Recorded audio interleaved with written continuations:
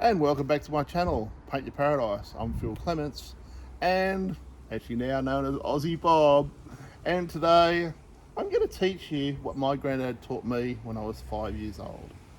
And that is colour mixing. People call it Colour Theory 101.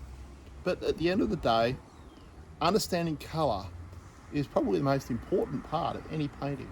And with this skill, you can make any colour you want using three primary colours: yellow, in this case cadmium yellow, red, in this case naphthol red crimson, and blue, in this case ultramarine blue. And red, yellow, blue are your three primary colours. Now if we mix those colours with red and yellow, we'll make orange, and I'll explain that in a minute. That is now a secondary colour, orange being a secondary colour. And by adding white or black to those colours, this creates what's called tone. Now, a lot of people will tell you that using this process, which is known as a colour wheel, you can make any colour you want. That's not quite true. What I tend to find is that there's four colours you'll also need, which are magenta, aqua, dioxazine purple, and burnt umber. And with those, now you're talking. So if you want to rush out right now and grab your paints and get ready for part two, you're in front, because this is how to paint. So let's show you what I mean. So if we grab some yellow and some red, hey, we've got orange. Then if we mix white with our orange, we've got a lovely tone that we can use for highlighting a flower, or whatever we want that for. But look, at the end of the day, the more white we add to it, the lighter it gets. Isn't that amazing? In contrast, if we add black to this, just for the sake of this exercise to show tone, we don't need much. We get a dark orange come kind of brownish tone. And that's a lovely colour to use also for undercolour for any foliage painting. So there's our orange. Now, if we mix yellow and blue, yes, you're right, we get green. Yellow, blue, make green.